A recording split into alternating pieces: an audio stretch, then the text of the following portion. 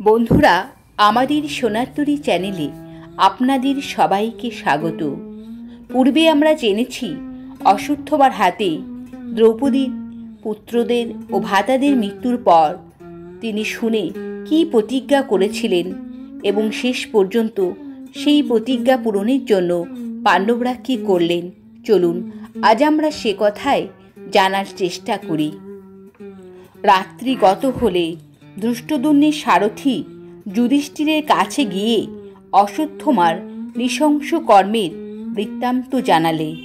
পুত্রশোকে আকুল হয়ে যুধিষ্ঠির ভূপতিত হলেন। তার ভ্রাতারা এবং সাত্যকী তাকে ধরে ওঠালেন। যুধিষ্ঠির বিলাপ করে বললেন, লোকে পরাজিত হতে হতে জয়লাভ করে, কিন্তু আমরা জয়ী হয়েও পরাজিত হয়েছি। যে রাজপুত্রেরা ভীষ্ম, দ্রোণ ও কর্ণের হাতে মুক্তি পেয়েছিলেন তারা আজ অসাবধানতার জন্য নিহত হলেন। ধনী বণিকেরা যেমন সমুদ্র উত্তীর্ণ হয়ে সতর্কতার অভাবে ক্ষুদ্র নদীতে নিমগ্ন হয়, ইন্দ্রতুল্য রাজপুত্র ও পুত্রগণ সেইরূপ অশ্বত্থামার হাতে নিহত হলেন। এরা স্বর্গে গেছেন। দ্রৌপদীর জন্যই শোক করছি। সেই সাধ্বী কি করে এই মহাদুঃখ সইবেন?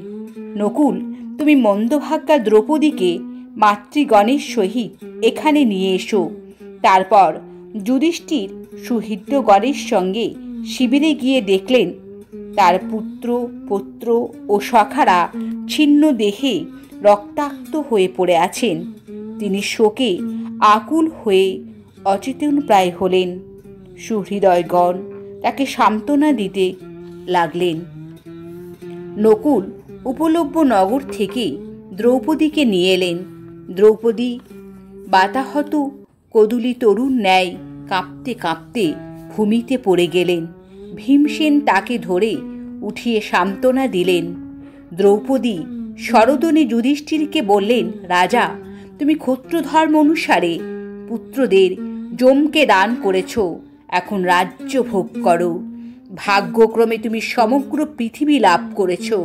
এখন আর মত্ত মাতঙ্গীগামী বীর অভিমন্যুকে তোমার স্মরণ হবে না। আজ যদি তুমি পাপী দ্রোণ পুত্রকে যুদ্ধে বধ না করো, তবে আমি এখানেই প্রায়োগবেশনে প্রাণ ত্যাগ করব। পাণ্ডবগণ, তোমরা আমার এই প্রতিজ্ঞা জেনে রেখো। এই বলে দ্রৌপদী প্রায়োগবেশন আরম্ভ করলেন। যুধিষ্ঠির বললেন, কল্যাণী, তোমার পুত্র ও ভ্রাতারা ক্ষত্র ধর্ম অনুসারে নিহত হয়েছেন। তাদের জন্য শোক করো না। দ্রোণ পুত্র দুর্গম বনে চলে গেছেন।